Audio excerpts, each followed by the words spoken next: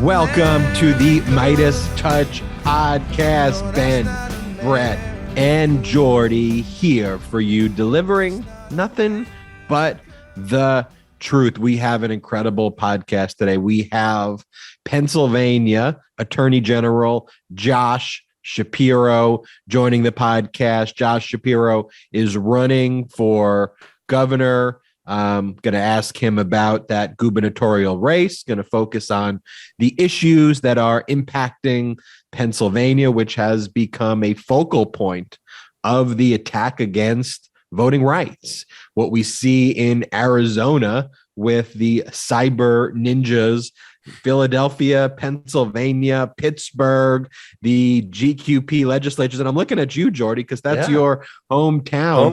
Real GQP legislature there. It controls both chambers. You have a Democratic governor, Democratic secretary of state, and attorney general. Does that make you a Yinzer? Absolutely. Yeah, that's just strictly Pittsburgh. Let's make that clear. You're going to offend a lot of people. Pittsburgh. I said this is why I'm asking. I need to know the facts. I can't sound like I got to sound legit, you know? No, definitely. And look, let me just say this. I'm very grateful that we have Attorney General Josh Shapiro here in Pennsylvania holding down the fort for us, because without him, things would be kind of really freaking scary. Brett, great new background. Oh my God. Thank you. Check it out. Very professional studio. This is great for the audio listeners only. But Brett, what's going on there with you? Yeah, for the listeners out there, I built up a new studio that I'm going to be broadcasting from, at least most of the shows. And so we got it all set up. I hope everybody likes it. But I put a lot of work into it, and I think it looks pretty good. Next stop, got to work on you guys now. That's what I was going to say. When do Ben and I get the upgrade? What the heck is this? When you guys learn how to use technology and stuff, I think that's when you get the update. Like I've been trying to think about it. Like if I got Ben a nice camera, would he even be able to like turn it on or plug it in? Oh. Like these are legit. I'm not even saying that as like a dig on you. I like legitimately don't know if you could do this, you know? I don't know if you've noticed this lately. I see it in some of the comments. I see it in some of the 5-star reviews of MeidasTouch. There's been a subtle anti-Ben.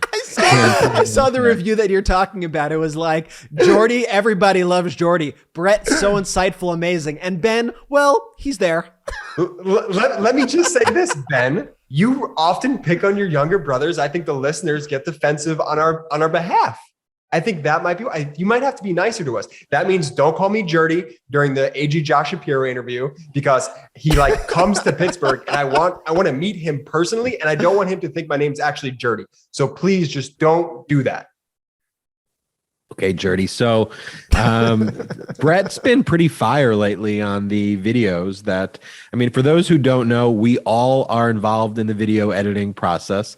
Brett involves slightly more than me and Jordy. I like Brett's looking at us like, I do the whole videos all alone. But Brett's been fire lately. Brett's been very passionate, and that's kind of displayed in some of these artistic, incredible takedowns of the GQP and the You know, I've been though. It's because I'm annoyed. I'm frustrated. I'm frustrated at the lies. I'm frustrated at the hypocrisy, at the constant gaslighting. And the more that comes out from the January 6th committee, the angrier I get. And it's like, you know, we knew a lot of this stuff already, right? We knew how bad it was. We all saw it with our own eyes. But to actually see step by step, minute by minute, second by second, what happened on that day, and the complicity of everybody from Congress people to senators to news in quotes. I did notice that Brett's doing a lot more hand movements today. Now that he has this like more space around him, he's very animated. So for all you audio listeners, subscribe to the MeidasTouch YouTube account, because you definitely want to check this out. Well, like I said, guys, I'm pissed, and I know our listeners are pissed too. You know, when you see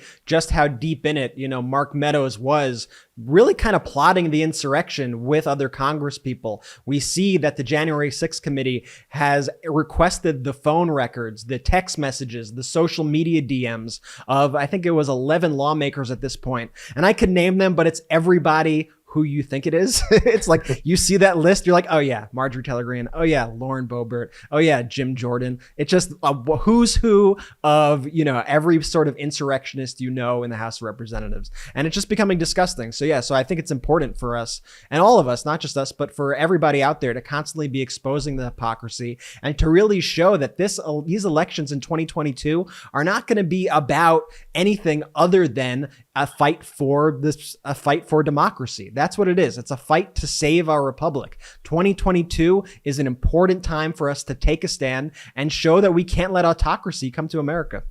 So Brett's bringing that 2020 energy into 2021 as you're going into 2022, because where I was getting a bit nervous is that Brett was getting soft. Jordy, did you feel that? Yeah, I thought Brett was getting soft too. I thought he was getting a little bit softer these days. But how dare you? How dare you?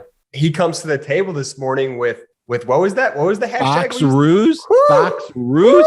So Brett, why don't you first play the video that we all produced together called Treason Texts, which got over 1 million views in the first 24 hours that you released a day ago. Over 1 million views. That's some of that 2020 Brett Meiselas, Ben Meiselas, Jordy Meiselas production right there. Let's play Treason Text, which is Liz Cheney going through the various text messages that were turned over by Mark Meadows. At the same time, Mark Meadows is now suing the January 6th committee, asserting executive privilege that he's not willing to testify and be forthcoming. Play Treason Texts. Mark, the president needs to tell people in the Capitol to go home. This is hurting all of us. He is destroying his legacy, Laura Ingraham wrote. Please get him on TV. Destroying everything you have accomplished, Brian Kilmeade texted. Quote, can he make a statement? Ask people to leave the Capitol, Sean Hannity urged.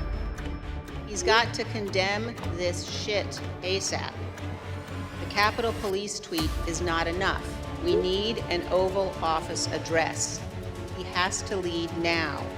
It has gone too far and gotten out of hand, Donald Trump Jr. texted. Treason Texts. Everybody. Love the hashtag too. And think about this. When you think about, and there are other great videos that show this comparison, but when you have people like Laura Ingraham and Sean Hannity and Brian Kilmeade, and you have all those people begging Mark Meadows to tell Trump to stop the insurrection. And by the way, guess what they did not say in those text messages?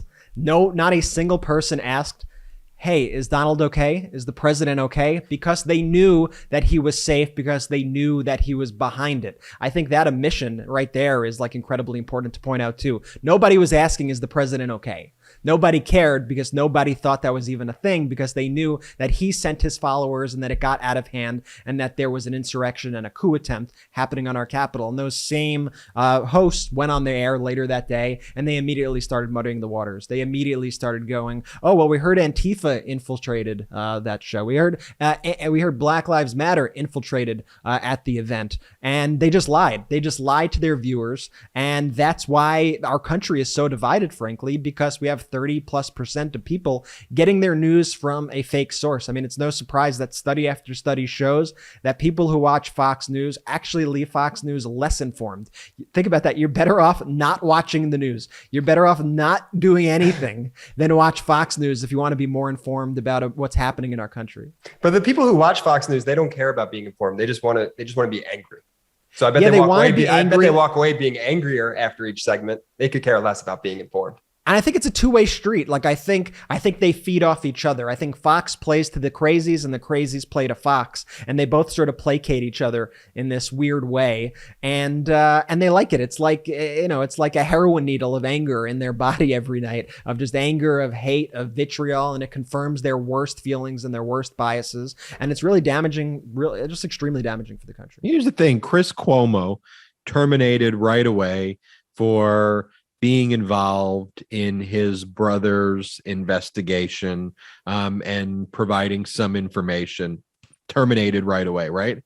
we now have the messages, which basically clearly, convincingly show not just one, but essentially all of the main Fox personalities were directly aiding and abetting the insurrection. They were acting as a crisis communication firm for the president of the United States. I mean, that's what they were doing. And then, right, exactly, because on the one hand, they're aware completely what is going on. We know these from the text messages that they were sending. On the other hand, what they're gaslighting the nation with when they go and take the air is that this is Antifa, that these are false flag operations, that this was nothing that was significant. They were acting as crisis managers for Trump and the biggest platform imaginable. And now, when confronted with the revelation of these text messages, what's their pivot? And they all must sit, on a Zoom or in a boardroom where they really kind of talk through, okay, what is it that we are saying today? Because the messages are just so cohesive. And the message now, when their text messages were revealed, and they know that's just the tip of the iceberg. There are definitely way more text messages between them and Trump that are likely in those National Archive documents, which are going to be released. Remember this, people are saying, well, why don't we have any of Trump's records yet, or Trump's emails or Trump's messages? Trump had filed lawsuits and litigation when Biden did not invoke executive privilege over those records. Just to give you an update on the status there. Also, Trump doesn't email, doesn't text. He specifically doesn't do a lot of those things so he could have plausible deniability in all of his criminal activity. But there's definitely a treasure trove of documents relating to the insurrection at the National Archive, because we know that there are huge amounts of documents that were responsive to the January 6th Commission's request. They're going to be draft speeches, draft statements, probably outtakes of that video. There's a lot of material they are sitting on right now that they don't have, and everything's going to show. I mean, it's going to be a bombshell when it comes out. Everybody knows Trump planned this thing. Everybody knows Trump watched for those 187 minutes, watched with joy. We saw him cheer. Fucking loved it. Loved every second of it, and was hoping for his opportunity to just, at minimum, cause chaos and just throw a big fuck you to the country because he was mad that they voted him out, and at the worst trying to overthrow the government and install himself as a dictator. I mean, though, that's the range. So we're going to find out how far to the right of that range we are, but it's fucked up regardless. And we know that Trump during those 187 minutes was trying to destroy American democracy. We already know that, and now we're just going to find out the details. In addition to the Fox News hosts, we saw texts of journalists. We saw texts of other White House officials. We saw texts of Congress people, many of these of whom have not been yet named until yesterday when did you see the Federalist accidentally outed Jim Jordan as one of the people behind one of the text messages? I did. A text was revealed during the January 6th committee with Liz Cheney reading out a text, a lawmaker text saying on January 6, 2021, Vice President Mike Pence, as president of the Senate, should call out all electoral votes that he believes are unconstitutional as no electoral votes at all. So here you have at that time, unnamed lawmaker pitching a concept that the VP has the unilateral authority to toss away any electoral votes he deems illegitimate and put in his own electors, which that right there is just outrageous. I mean, if that's the standard, then okay, VP Kamala Harris gets to pick the next president in 2024. If that's the standard they want to go by, is that really the precedent that they want to go by?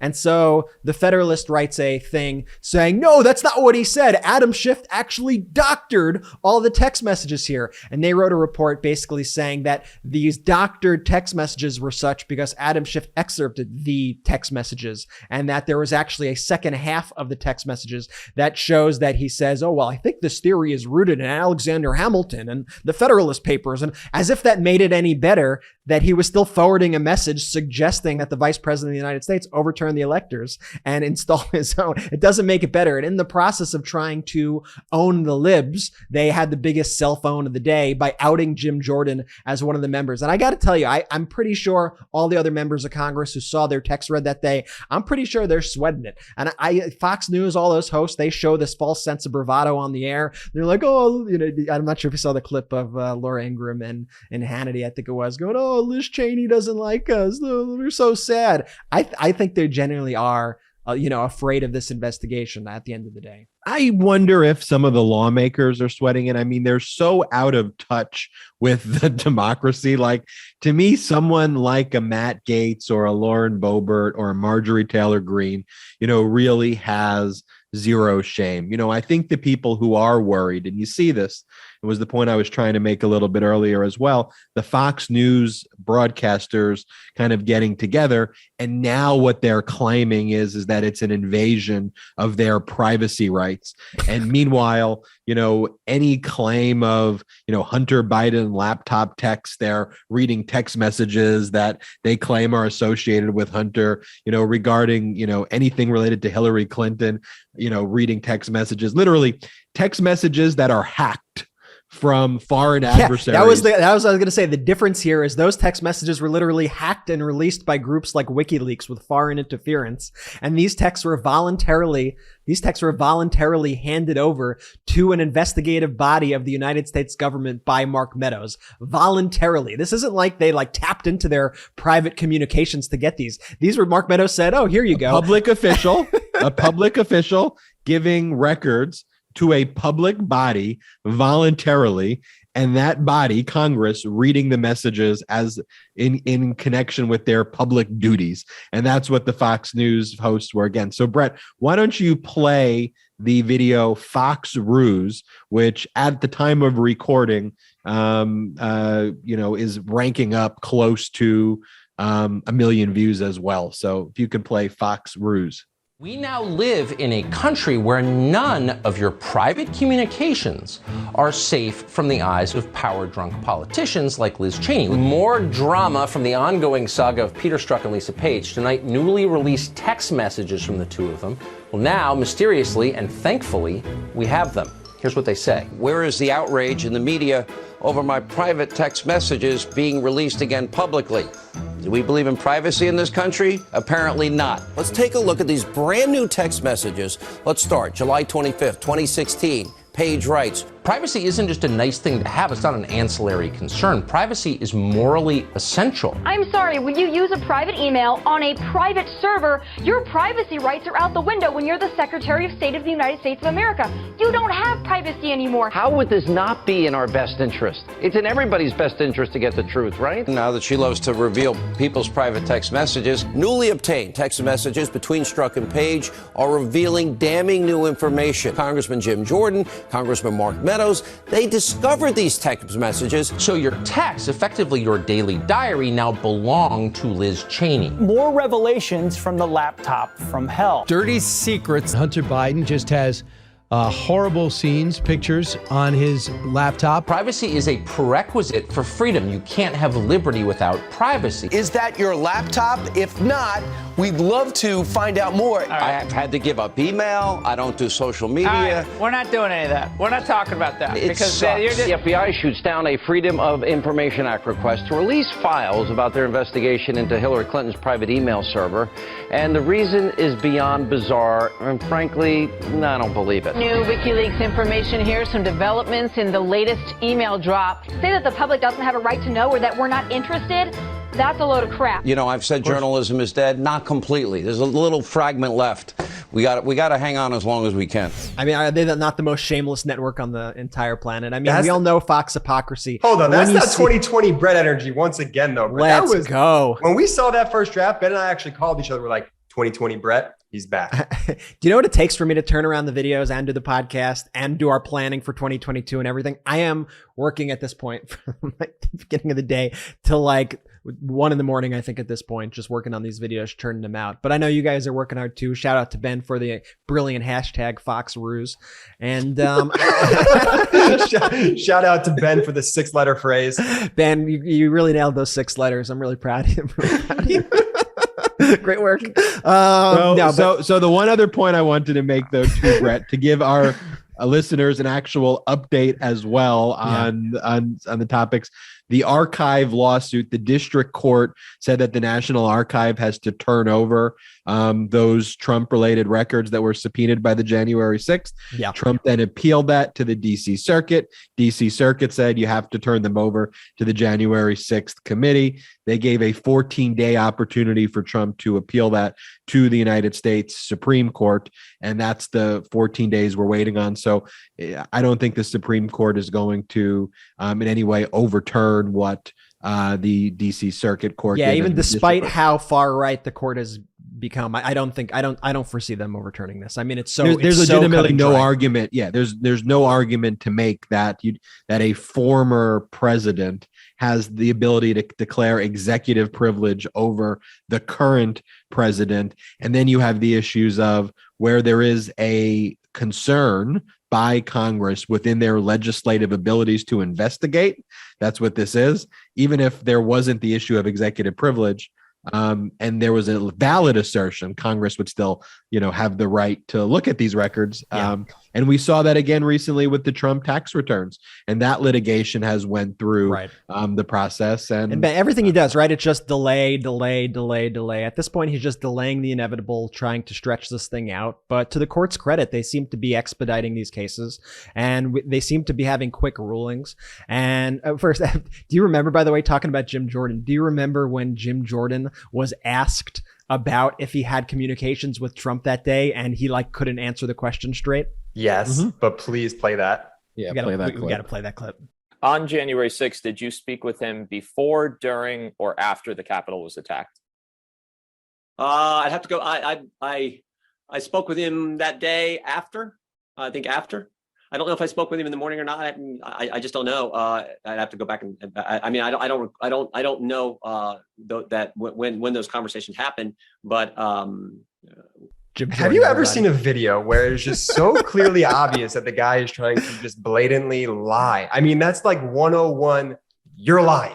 He needs to take some tips from the Fox News folks from the Fox Ruse video, because they're very good at lying. To their credit, they excel at the lying. And there, I think he was, caught off guard. And I mean, I think that's the thing. Like when these people are challenged, Ben and Jordy, like when we see them challenged, a lot of them buckle because they know they're in the wrong. I mean, there are the diehard believers like, the Marjorie Taylor Greens and the Boeberts and the Gateses and those kind of people who are just so in it, just so in it. They've committed to the performance. And then there are a lot of people who are trying to act like that, and I'm just not buying their performances. I'm not even buying the Fox News performances anymore. The craziest part about that Jim Jordan video, though, too, is you say when they get pressed, right? Like he wasn't really being pressed, and he wasn't on like nightly news or whatever. He was on like some rinky-dink show, for lack of a better term, and he just totally caved. Imagine if you put this guy in a stand and had him testify under oath, what he would do. Yeah. Brett, what show was he on there when he did that interview? It was a local news show. I think it was Spectrum News. And so here's the thought. Sorry, Spectrum News, that Jordy's calling you rinky dinky, but here's not everybody can do a show via webcam like you, Jordan. Yeah, Jordy's the superstar, Jordy. But here's the thing about why the GQP wants to destroy institutions, why they want to destroy the press. They interact in their safe spaces. Fox News, Newsmax, OAN, those podcasts like the Bannon podcast and the Dan Bongino show podcast. That's where they interact. The moment they step foot in an actual court, they're destroyed. They can't interact and have conversations that are logical because they are devoid of truth, that they are absolutely complete liars. The moment they step out of their safe space and do an interview on any other network, which is why they don't go on any other networks, and they're asked very simple questions, you basically get the answers that you just heard from Jim Jordan. And this is why attacking institutions is so important to them, because you decay that, then all you really have is the propaganda arm that they basically, want to correct, that they want to create. This podcast is brought to you by HoMedics. I love HoMedics. HoMedics is 99.9 effective. Do not forget. Don't you dare forget that extra 0.07, Ben. Don't do Not it. Not just 99% better than competitors. And I have 2 dogs. Everybody knows this, Taquito and Chiquito. And sometimes they bring germs into my house. And it's become super important to me, especially over the past year, to have clean air in my home. And that's why I've got HoMedics. HoMedics sent me their total clean air purifier, and it's amazing. Its air filtration system and UVC light removes up to 99.97% of airborne allergens, including pollen, pet dander, smoke, and mold. It purifies the air in large rooms up to 343 square feet, and it's much cheaper than those crazy expensive air purifiers. Plus, it's more compact than typical bulky air purifiers, and it has this whisper quiet technology combined with this integrated aromatherapy that makes for a much more restful sleep. Did you know, Brett and Jordy, that the air inside your home can be up to 5 times dirtier? Ew. There's some facts I think I'm better off not hearing. That's why HoMedics has designed their total clean air purifier collection with a variety of needs and room sizes in mind. Also, HoMedics was started as a Detroit family business. Nice. You know, we like to support family businesses here, and it's received an A+ Better Business Bureau rating. So it is a brand that you can trust. I'm super excited using this air purifier and that I'm able to share it with you. And so I want to give you the same peace of mind that I have in sleeping better each and every night. My allergies have legitimately improved, and I'm going to be putting another air purifier in the living room. I just love it so much. My goal is to get them in every single room in the house. That's my ultimate goal. Just everywhere. Yeah. But here's the deal now. Whether you're dealing with allergies or just looking to keep your family safe, we've got good news right now. Go to HoMedics.com/Meidas. That's HoMedics.com/Meidas. Use the promo code Meidas. That's HoMedics.com/Meidas. Use the promo code Meidas. You'll receive a free replacement filter with the purchase of your air purifier. That's up to a $99 value. Make sure you add the replacement filter to your cart, or else guess what? That promo code ain't gonna work. Again, that's a free replacement filter when you go to HoMedics.com/Meidas and use the promo code Meidas. Great gift for the holidays. All right, something we always talk about is the importance of voting rights. No one has been a bigger champion, or I say handful of champions. On the front lines. Really on the front lines, as Pennsylvania Attorney General Josh Shapiro is also running to be the next governor of the state of Pennsylvania. But for me, more importantly, the dad of Sophia Shapiro, the rock star who worked with us on the university initiatives. She's been a political activist and rock star in the community. Josh Shapiro, Attorney General, welcome to the podcast.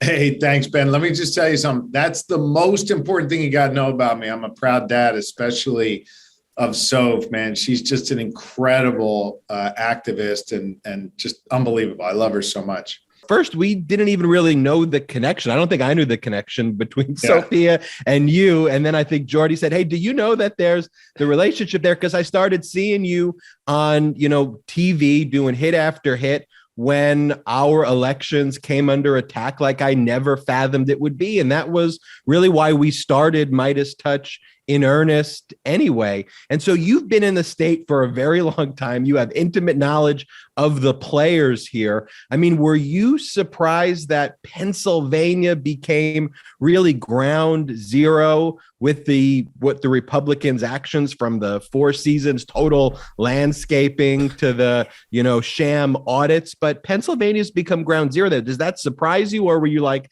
yeah, I knew these people, like this doesn't really shock me? No, I mean, so here's the honest answer. I am not surprised that it became the epicenter of the battle.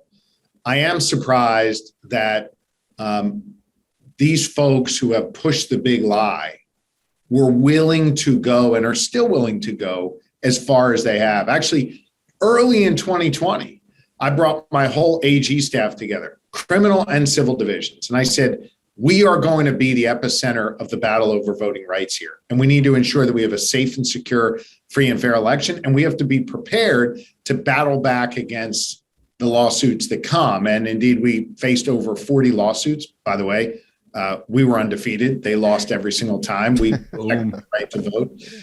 But what we have seen since then is that the lies, led to the litigation. The litigation led to the violent insurrection on January the 6th. The violent insurrection left our nation's capital and is now being battled out in state capitals across the country, in Georgia and in Texas, where they passed voter suppression laws. And by the way, would have passed the same voter suppression laws here in Pennsylvania, but for the veto pen of our governor. And the litigation continues. I was in court just yesterday trying to beat back attempts to conduct one of these, sham audits. So I can't say that I'm surprised we became the epicenter of it. I am amazed at the level of weakness on the side of the politicians who are pushing the big lie for their own personal political gain instead of, standing up for our democracy and our Constitution. And, I'm not going to let up on this. We're going to keep fighting and we're going to keep protecting the good people of Pennsylvania. Let's talk about that court hearing this week. In Arizona, you have the cyber ninjas, which was a total and complete disaster at every level, fundamentally. By the way, as a you ever think you'd be uttering the word cyber ninja when come on, right? Like this stuff seems made up, right? But it's not. It's a real threat to our democracy. Anyway, sorry to interrupt you, Ben. But it's all. But the Republican-led legislatures who control both chambers in Pennsylvania, looked at the cyber ninjas and went bingo, or what's the new phrase that people say on TikTok? Bing bong. And they said, I try to be cool on these shows, Josh. I'm the oldest brother, so. So they say we need to have a version of cyber ninjas ourselves. Here, Envoy Sage, I guess is what it's called there, run by two Republican donors who have no experience whatsoever in doing these types of sham audits. And then there's the Republican Senate investigation where they're threatening to release partial social security numbers and driver licenses and retain this firm. And so you were in court this week pushing back at the sham audit, right? I was. By the way, Jordy and Brett, it's pretty bad when your brother here makes me look cool. And I think that's there in that. I just want to reflect on something, Josh, for a second. I'm wearing this ridiculous sweater. I'm interviewing the Attorney General. That's our Meidas merch. Everyone loves our Meidas merch. What are you talking about? Don't hate on the sweater. The only thing people love more than the Meidas merch is the Shapiro for Governor merch. Just get that on over and get some. But no, listen, seriously, let's dig into this.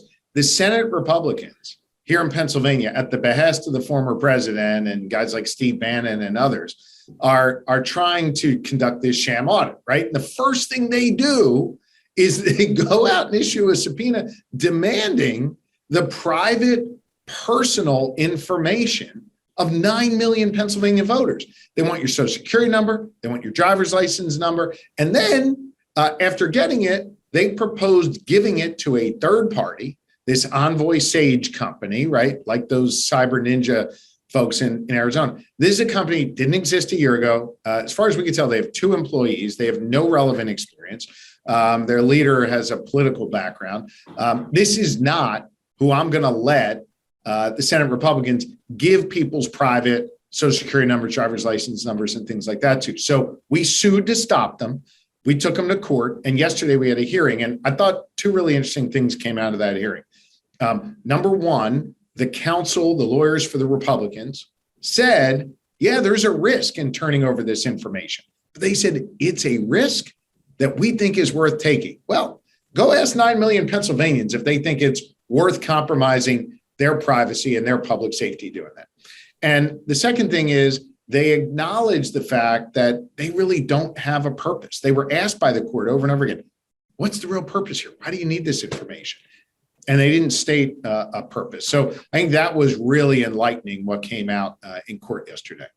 That's why, when these battles were removed from the Four Seasons landscapes and the hotel lobbies that Giuliani and they tried to put on these ridiculous public displays, and you put them in courthouses, they were exposed. Like, when the truth actually has to come out, thankfully, the courts remained a beacon protecting our democracy, but the very court system is under attack. We saw with Supreme Court oral arguments and the mischief that led to the current makeup of the Supreme Court that, the woman's right to choose, that fundamental right, may indeed be revoked. That's where it seems it's going with this oral argument. I know that the legislature in Pennsylvania has tried to, present serious bans on abortion, which have been vetoed as well by the governor. As Attorney General or as governor, what steps would you take to protect the woman's right to choose and childbearing person's right to choose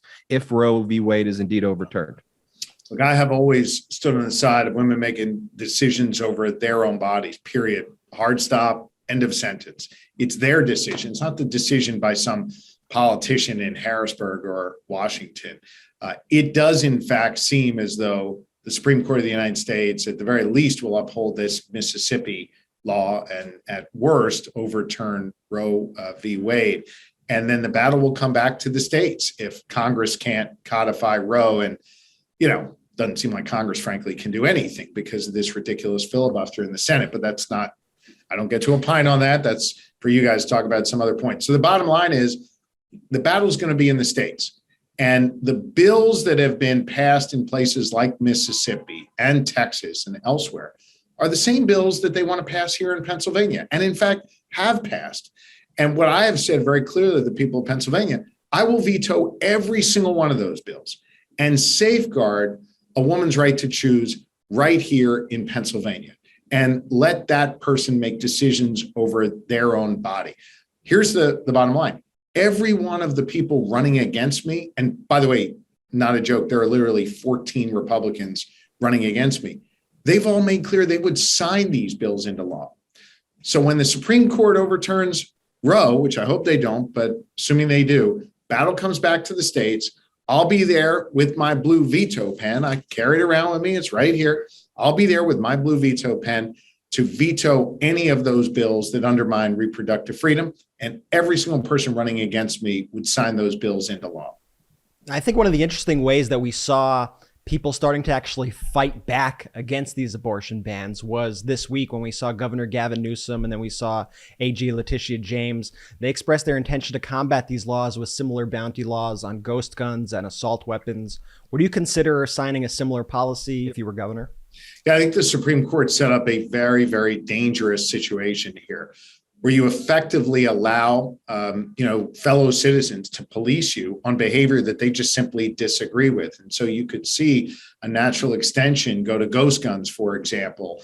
And I think, any way we can protect people and create safer communities, I'm willing to look at. I think the hypocrisy here of what they did in Texas and that has received apparently this rubber stamp of the Supreme Court is something that we can't look past. They are throwing out decades of precedent, and they're creating very, very dangerous situations by virtue of their irresponsible, in my opinion, irresponsible conduct in the court. Yeah, no doubt. I mean, I think, it's an extreme time and we need to take measures to stop it. If that bill did come to your desk, would you sign it?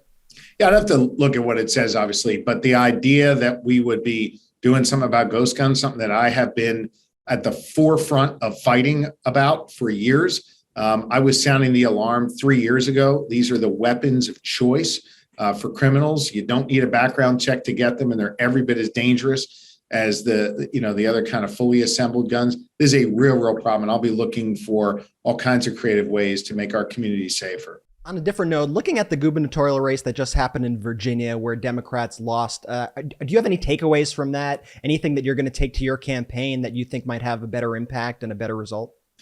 Yeah, look, I'm not an expert in Virginia. I do know Pennsylvania. And what I know is that to win here in Pennsylvania, as I've done twice, and remember, I won in 2016 when Secretary Clinton lost our state. And I ran ahead of Joe Biden in 2020 and, in fact, got more votes than anyone in the history of Pennsylvania running for any office at any time. And I think that really is on the strength of the fact that I show up, I listen. I turn out in these rural communities, a lot of these forgotten towns that, let's be honest, a lot of leaders in our party have ignored for a really long time. I show up, I listen, and I fight like hell for people, and I deliver real results. And I think what people want more than anything right now is just knowing that someone's on their side. I'll give you an example. There were 1.9 million people in Western Pennsylvania who are about to lose health insurance because the two heads of the health insurance companies were fighting. 3 governors, 5 previous attorneys general tried to get those two in a room to work it out. I did, and we saved healthcare for nearly 2 million Western Pennsylvanians, moms who could still take their kids to the doctors, folks who are dealing with cancer treatment, seniors who need help. They can see their doctors again. That's real results for people because we were willing to get in a room and take on the biggest, most powerful healthcare companies here in Pennsylvania and indeed in the region. That's the kind of thing communities want. They want someone who's going to be on their side. And so for me, I'm going to keep doing what I've always done. Show up, listen, and fight like hell to make people's lives better. I think as I go around the Commonwealth talking to people, and I've done this as AG and obviously continuing to do it as governor, the terrain looks really different between, say, West Philly and Waynesburg, which is a rural community, right? It looks different. The people there look different. But folks kind of basically all want the same thing. They want good schools for their kids, right? They want job opportunities. They want safe communities. And the fourth thing is they just don't want to get screwed, right? I don't know how to fit all that in on a bumper sticker yet, but they just don't want to get screwed. And they feel like the big corporations are ripping them off. Sometimes, frankly, they feel like government's just not there for them and making their lives harder. And so I think if they feel like you're in their corner fighting for them, as I've done my whole career, then you're going to win a whole lot of these races. And that's what we're doing here, just continuing that work to show people we're going to show up, treat them with respect, and fight like hell for them. As a fellow Pennsylvanian, I'm not going to pretend I don't have a horse in this race. I do. I know what's at stake here, and I know you are the person to govern this state. What can fellow Pennsylvanians do? I'm from Pittsburgh. What can fellow Yinzers do? What can people outside the state do to help your campaign and make sure that this happens? Well, listen, there's a lot of things you could do. You can text that number right there to get involved in our campaign. We'd love it if you could chip in $1 or $2 to support our efforts. It's going to be an expensive race, and we are a people-powered campaign. There's also a way you can sign up to volunteer.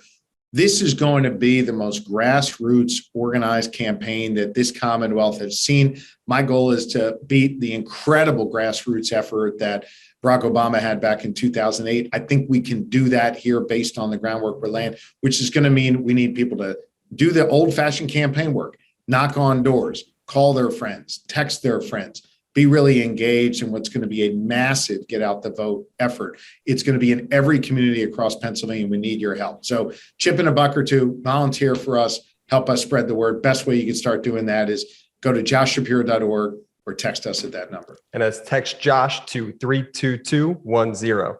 And on a much lighter note here, as we close the interview, because I know you're a very busy man, you have to run.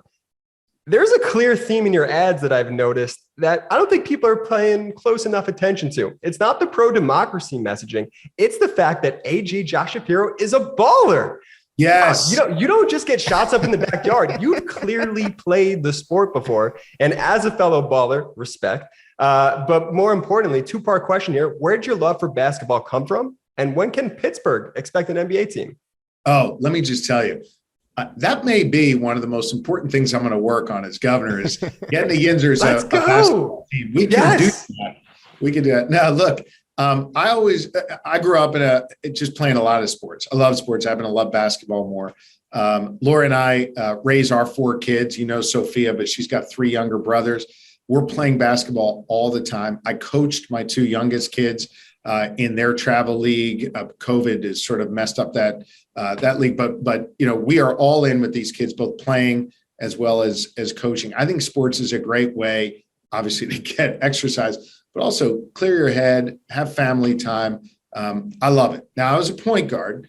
I don't know what position you played. I love distributing the ball and getting everybody involved. I will tell you, fun fact, I was pretty darn good in high school. We won the championship in my high school. I went to college thinking I was going to be able to play. And I was, walking on to the men's basketball team. By the way, it was also in pre-med at the time. I figured I'd be like the first NBA Jewish doctor, right? None of that. That'd be quite the resume.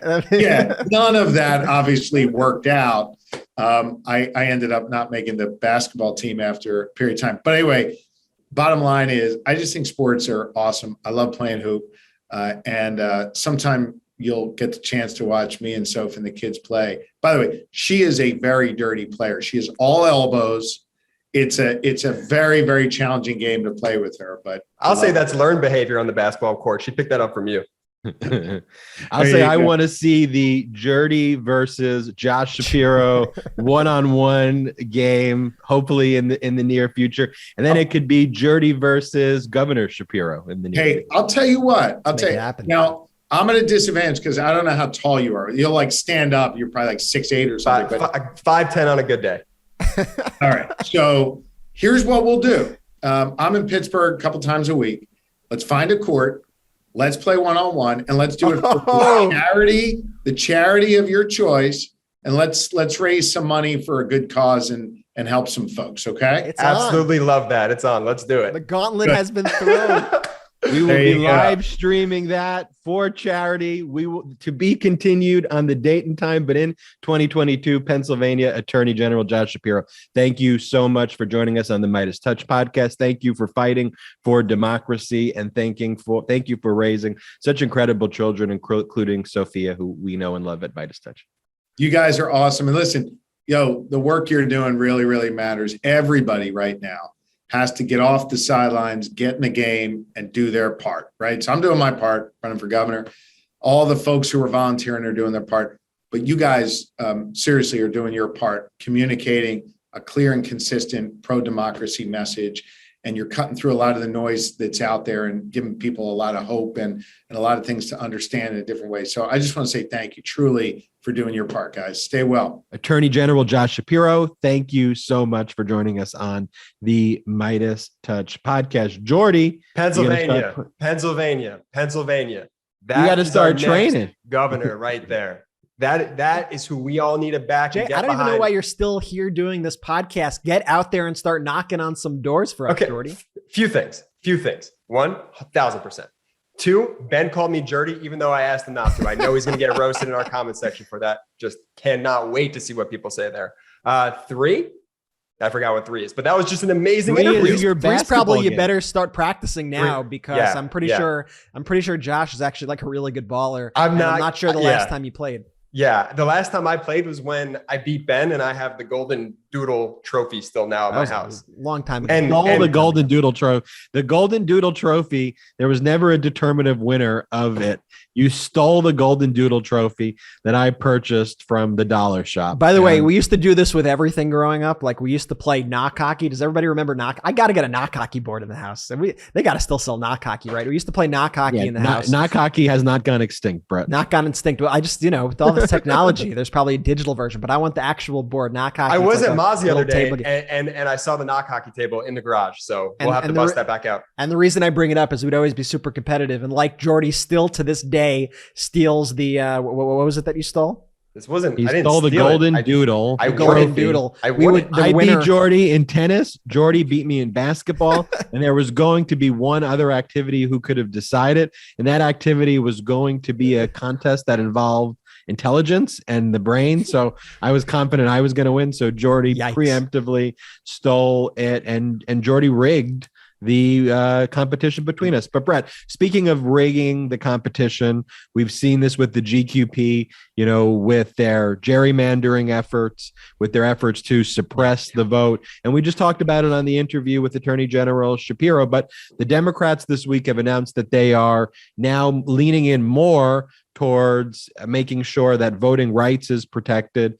They're less bullish on passing a Build Back Better, as Senator Manchin seems unwilling to reach important compromises there. And same thing with Senator Sinema. But tell us what's going on, Brett, with voting rights.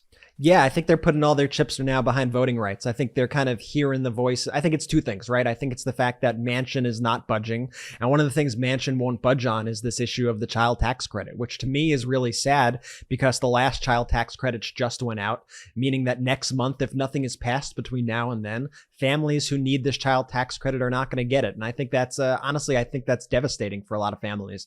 When we speak about lifting children out of poverty, that is all thanks to this child tax credit. And so now these people are going to be hit hard. These families are going to be hit really hard. And Joe Manchin kind of put Democrats in like a catch-22 here because he was like, oh no, we can't do child tax credit for 1 year because we should actually be doing the child tax credits for 10 years. And so the retort would be, okay, let's do the child tax credit for 10 years. And then he'll say, oh, but that's too much money. That's above my 1.75 trillion figure. We can't do that. So he boxed Democrats into a point where we can't move forward on this bill at this point. You know, I think this is an important part of President Biden's agenda and the Democrats' agenda. Like, we need to work on passing this, no doubt. But at the same time, I think activists, I think listeners of the show, I think even we and you know, people online, everybody has always said since the beginning that protecting our democracy and securing voting rights is priority number one and should be priority number one of this administration. So maybe there was some wasted time here by getting Build Back Better together, but I'm actually happy with this shift personally. I think voting rights is the name of the game. I mean, protecting our democracy is the name of the game. What good is voting if you are so gerrymandered that your vote doesn't count? And I think Democrats are out there now. They're going to try to figure this out. I think they've seen that Manchin seems willing to budge on the filibuster for this issue now. That seems to be the early things. But Jordy, you know, Lucy with the football. We'll see what happens there. But now it seems like, you know, we have to deal with Sinema, who is not willing to budge on the filibuster. But we'll have to see what happens here. You know, maybe we could find one moderate Republican, if one still exists, who wants to come on board. Maybe we can convince Sinema. I don't know how this ends at the end of the day. Like I've said before on previous podcasts, it's going to be really hard to get this passed. But the fact is, the Senate has shown in these past few weeks that it's not impossible to remove the filibuster when they want to do things that they want to do, including raising the debt limit, which they had no problem getting rid of the filibuster for. All this talk about, oh, we can't get rid of the filibuster, we can't carve out the filibuster. They've actually done it a couple times in the past few weeks. And not only that, you know, we always hear about the price tags of bills, right? The price tags. It's not going to be really an issue with this one because it's not a spending package like Build Back Better was. But, you know, you had Manchin complaining about the size and scope of Build Back Better while simultaneously nearly the entire Senate voted for an extremely expensive Defense Authorization Act, which was actually even more money than President Biden even requested, and was even more money than last year, of course, despite the fact that we actually ended a 10-year war. I think we're the only country that can end a decades-long war and actually spend more money. I mean, that right there, I think, is just outrageous, and it shows the priorities of a lot of the Senate, to be honest, and not just the Manchins of the world. Yeah, and so the other area, Brett, that I think you mentioned too, where the filibuster did not apply, was an effort by Senator Mike Lee from Utah, who they removed the filibuster to basically remove the vax mandates and the vax requirements and the testing requirements. And so that was one of the areas that measure lost 48 to 50. But yeah, Mike Lee asked for an up or down vote on his amendment to prevent the Biden administration from just opposing. So funny how easy it is during these situations. But when we want to get people paid leave, we want to get people free college and free pre-K, all of a sudden, no, we can't possibly do that. It's so outrageous. Well, here's one of the justifications for the filibuster, that it serves as a check and balance. No, it doesn't. That's not the purpose of it. The checks and balances are the president, the executive branch, the Congress, and the legislative branch, and the judiciary. And the fact within the legislative branch, you have two chambers, right? You have a House of Representatives and you have a Senate. Those are the checks and balances. And this idea that the filibuster is a check and balance, it isn't. It's a check on democracy is what the filibuster does, because it is allowing it allows one essentially senator, you know, to basically hold up the vote in a talking filibuster setting, or by not getting to, you know, whatever the 60 vote threshold is for cloture, it allows a very small population of the United States to dictate the terms of what the majority of the United States wants. So it's not. And Ben, this is what's so crazy about it. Like, I want people to tell me, people in the chat tell me, people tweet at us, let us know, who is Joe Manchin representing? 93%. 93%. Pretty big percentage of West Virginia children benefit from the child tax credit that Joe Manchin is insisting must be eliminated. 93%. If he was a guy who was truly caring for his constituents, this would be the first thing he would ask for. I think we said on one of the previous shows, an extremely high percentage of people like over the age of 50 in West Virginia have fake teeth because they can't get dental care.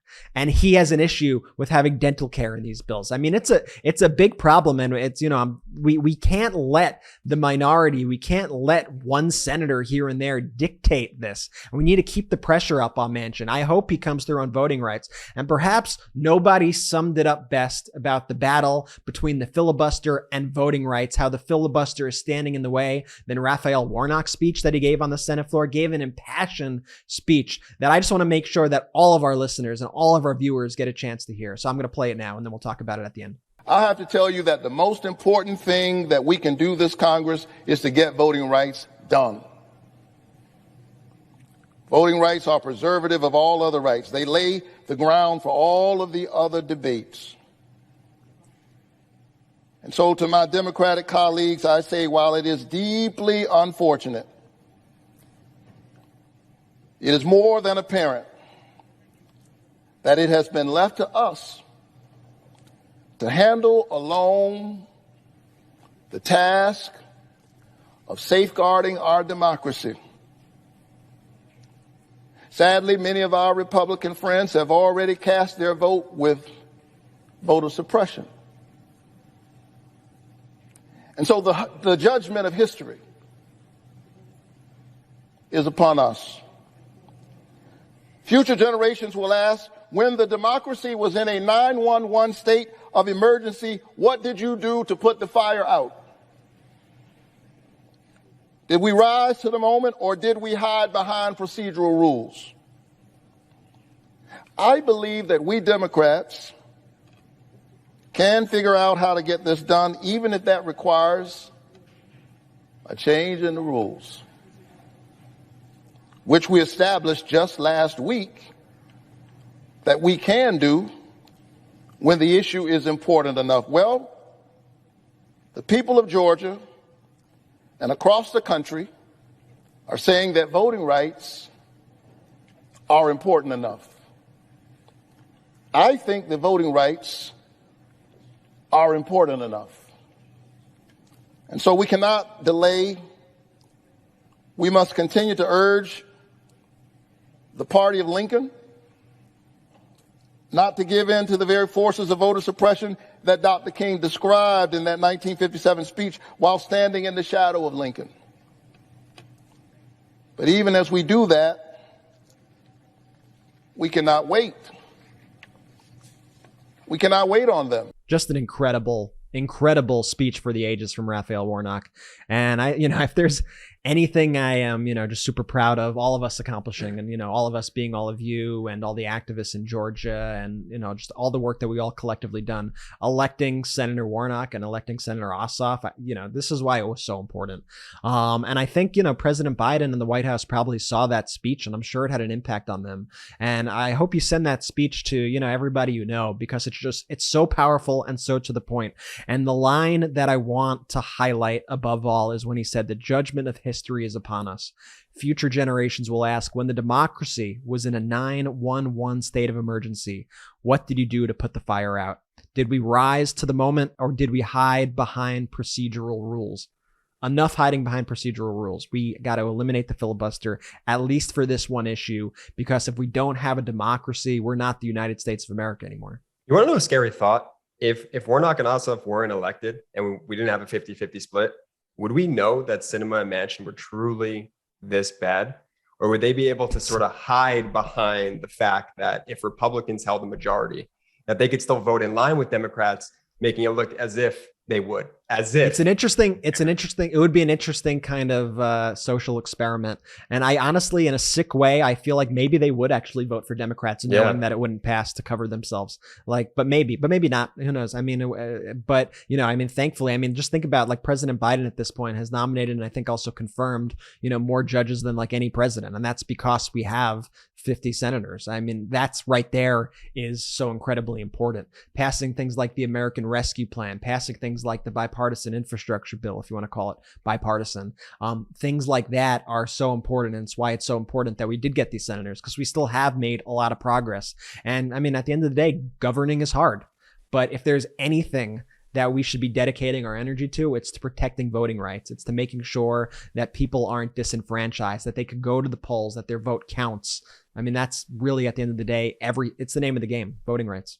Just this week, Biden announced his intent to nominate 9 district court nominees, bringing the administration's total for the year to 73. That's one more than Donald Trump nominated in his first year in office. And this was a quote from a White House official, quote, "These choices also continue to fulfill the president's promise to ensure that the nation's courts reflect the diversity that is one of our greatest assets as a country, both in terms of personal and professional experience and backgrounds," the White House official reiterated.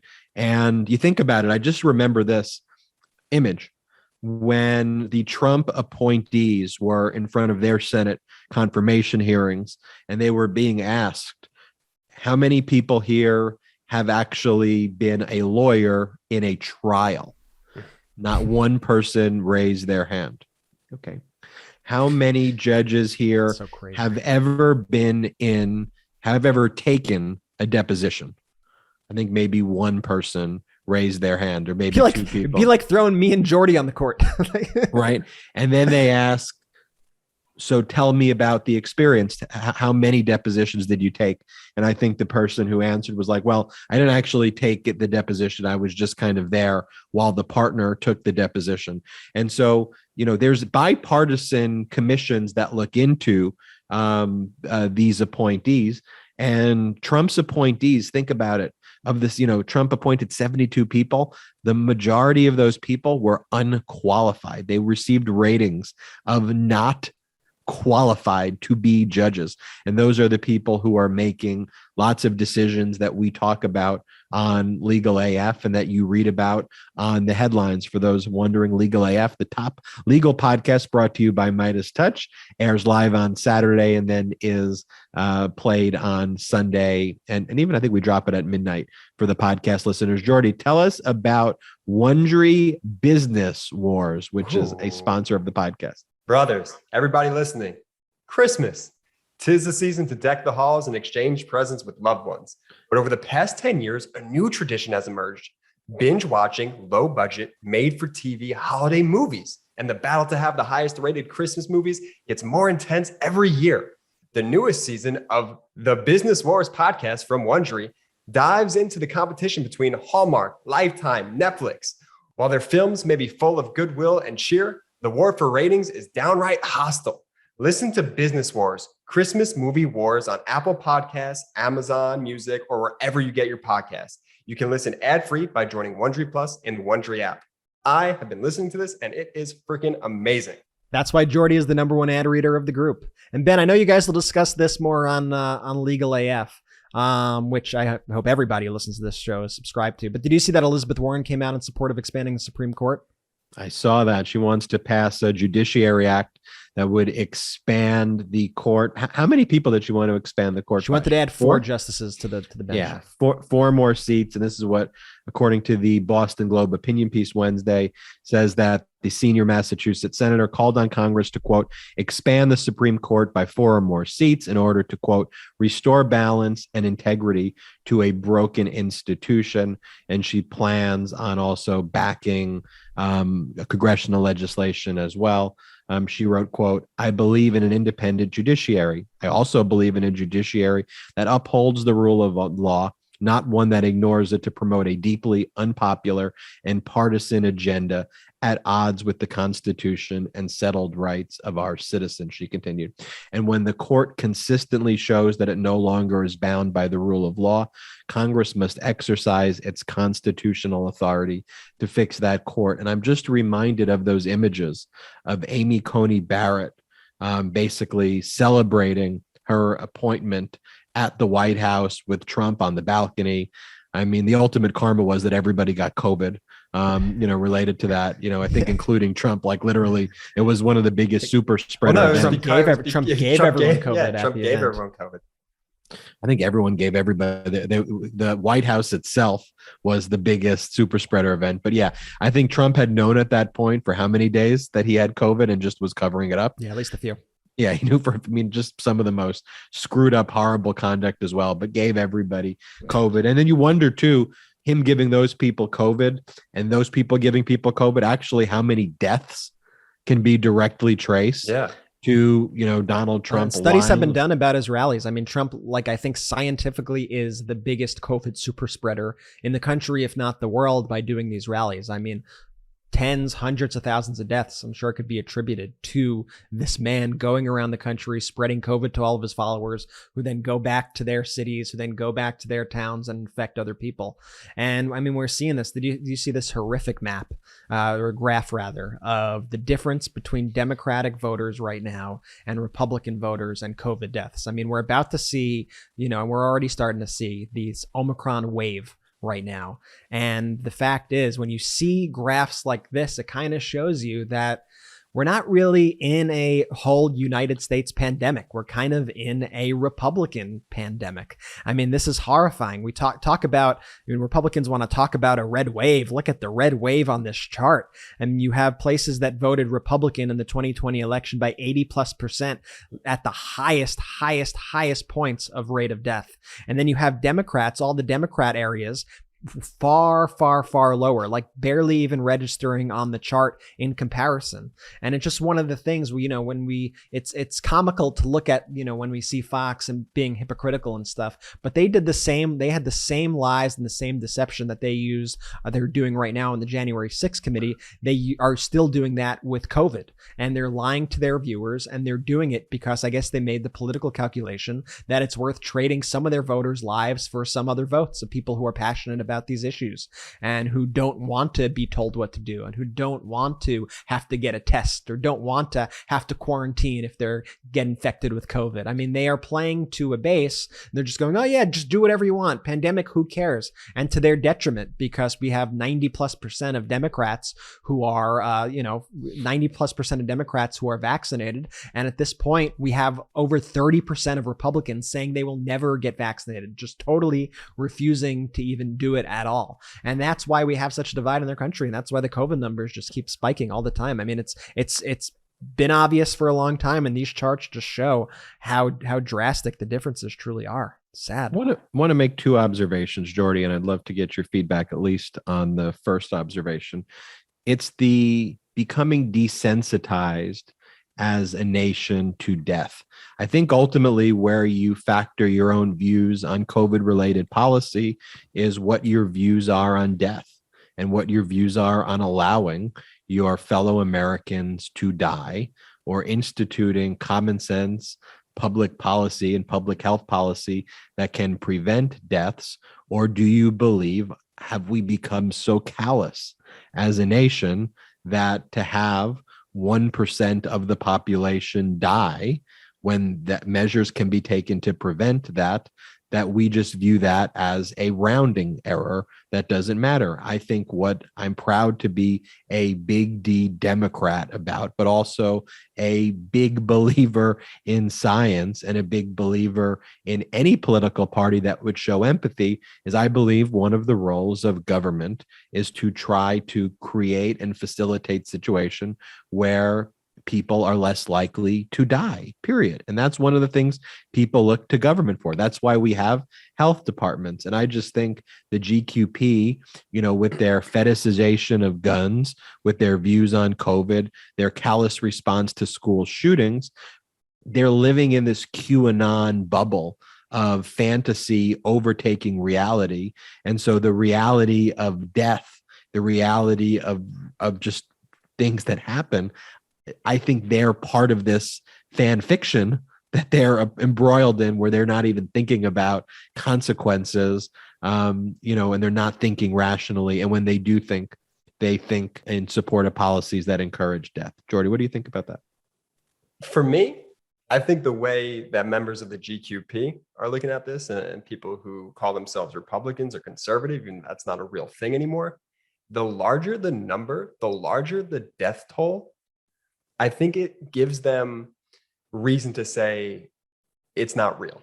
I think they don't care about the massive deaths of Americans. They could care less. And the larger that number keeps going and going, the more they could point to and just call it fake news. These people are heartless, disgusting human beings that don't care for their fellow neighbor. So they could complain, they could make up things all they want, but at the end of the day, it's rational people like the folks who are listening to this podcast right now and watching right now and doing their part in the communities to help get us to a safe space, who are triple vaxxed right now, that will help lead us to golden pastures. That will help get us out of this freaking pandemic. Brett, I was speaking to someone who was anti-vax yesterday, and I explained to them, I said, you know what, I would rather the government not have to be in a position where it mandates vaccines.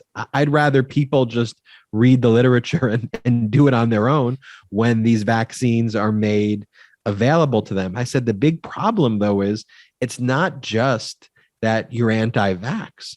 I said the community of anti-vaxxers are also anti-mask. Mm-hmm. You're also anti-testing, and then you're pro getting in my face to try to spread the disease.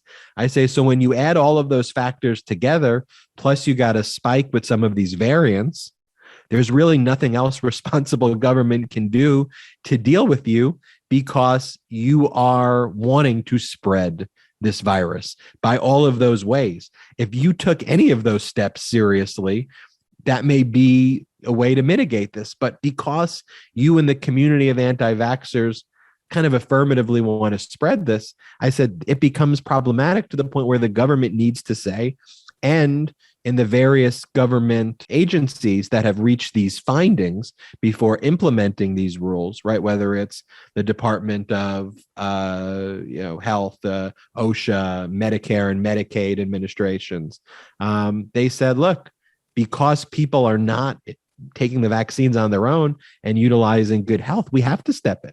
Yeah, no, 100%. I mean, you have to take measures like this. I mean, like literally any other disease that spreads at this rate, like any other pandemic, we've always mandated vaccines. And yeah, I mean, I agree. And Ben, when you say they spread the disease, I think also the disease is not only the disease of COVID, but the disease of disinformation.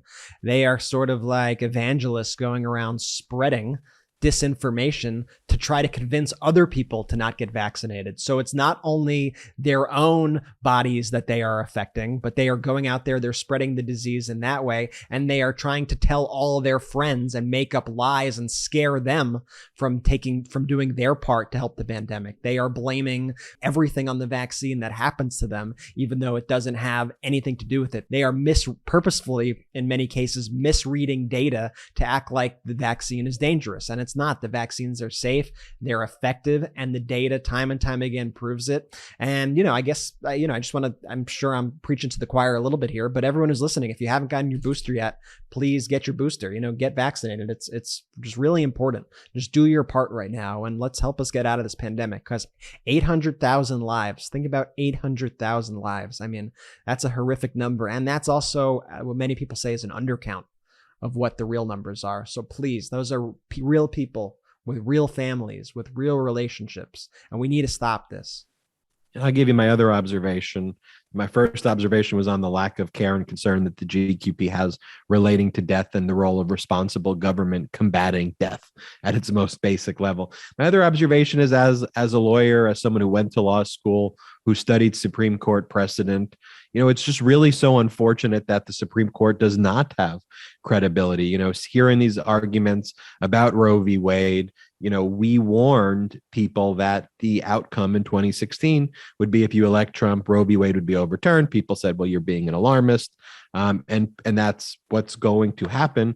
And it will really be one of the only times in American history where a fundamental right, a reproductive freedom right, a right that childbearing persons, that women have to choose, would be taken away, and that they would be subject, and doctors would be subject to criminal penalties in states, through a complete overturning of long established precedent. So it's that's sad why to look 2022 though is going to be the fight for the soul of our country. I mean, 2022, think about what's on the line in 2022: voting rights, abortion rights, our ability to live. There's so much that's going to be on the ballot, and there's so much that we are going to have to fight for. And whether that's in sharing information through podcasts and social media, or whether that's going to the street and demanding voting rights and demanding your right to choose, whatever it is, we need to be ready to step up in 2022 in every way. I mean, let's do this. We got a big year ahead of us. We're going to need everybody energized and ready to go.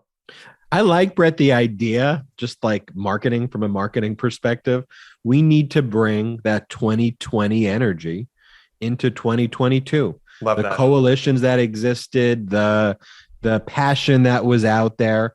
In 2021, we restored responsible governance. And guess what? Responsible governance sometimes isn't the most sexy thing in the world, but having the train run on time, having government function, restoring American dignity internationally, allowing us to have a stable economy, not waking up to Trump sending crazy tweets where it would literally give me distress every morning seeing him tweet crazy things. But, sometimes that also breeds complacency, that we think that we could take this for granted. As Hillary Clinton said in a recent interview that she gave, it's her prediction that Donald Trump is going to run again in 2024. 2022 is the beginning of that process. And she says these next two elections are going to be a make or break point for our democracy. And I'll tell you, if there's one thing about Senator Clinton, she's been right on everything. Everything she said about Trump, she's very well prepared. Listen to her this time. Listen. No doubt about it. So we need to bring that energy. And then look, I'm looking at polls, Brett, again. And again, you and I always say on this podcast, as does Jordy, we hate polls. But sometimes they are indicators of overall trends. And you just look at it. CNN released their own poll of Biden's approval at 49%, whereas Trump was at 33% at this point in his presidency. In the same polls, same data samples, same everything. And a CNN reporter just in connection with that poll basically said that Biden's not doing well in the polls, when I think you at least have to give it context and say, whereas at the same point in time, 16% points above Trump at the same time. 16 exactly. But I do see overall, Brett, the trends are shifting as the economy is robust, as the policies of Biden make us safer abroad and at home. The withdrawal from Afghanistan was the right move to make, at that time. It was a tough decision, but it was the right move to make. And so Biden's policies are creating one of the most robust economy, but obviously the retail economy, focusing on individual people. We have to be focused on everyone's concerns. That's one of the great things that I think I take from Josh Shapiro's interview as we close out this podcast is Josh Shapiro says, look, I will go into communities that may not agree with me, on paper, that may not share the same views, in me. And Jordy, more than anybody, in Pennsylvania, that Shapiro is someone who is beloved in those other areas where Democrats don't always poll great, because he speaks to the community. And here's the thing. What Trump was good at was conning those communities. He was able to go into those communities and lie to them, but pretend to care. And sometimes Democrats who really care don't go into the communities at all. So that's where we need to be, and I think that was great context by Josh Shapiro. I love it. Bring that 2020 energy. I got it right here. It's BTTE. That's the new tag, folks. BTTE. No, sorry. BTTT. We already learned from your Sex and the City acronyms let's leave the acronyms to me. And I got it. It looks really good. BTTTE. Bring that 2020 energy to 2022. We need you in this fight.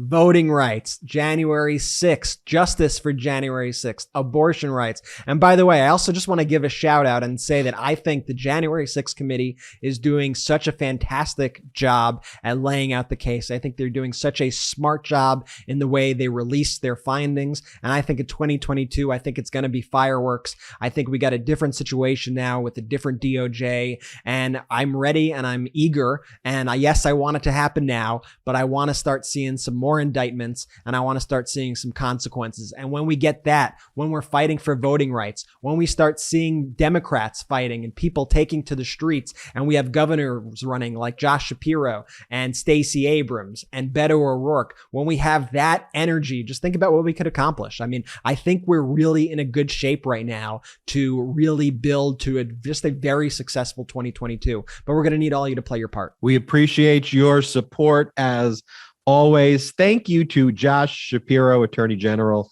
of the Commonwealth of Pennsylvania, for joining us on the MeidasTouch podcast today. Thank you to our sponsors, HoMedics. Use that code Meidas. And thank you to Wondery Business Awards. I'm a big Wondery fan as well. I always listen to the Wondery podcast even before they were sponsors. They do a really good job of those narrative style podcasts that are about historical moments. Happy holidays, everybody. For those who are traveling, be safe. As Brett said, get the booster. We can't stress that enough, and keep fighting. And look, you want to take a little bit of rest over the next, few days and weeks. All good, but we're going to need you in 2022 with that 2020 energy. Brett's fired up. He's already doing videos every day now again with that 2020 energy, and we need that 2020 energy out of you. Thank you so much for listening to the podcast. We will be with you next week on the MeidasTouch Podcast. Shout out to the Meidas Mighty!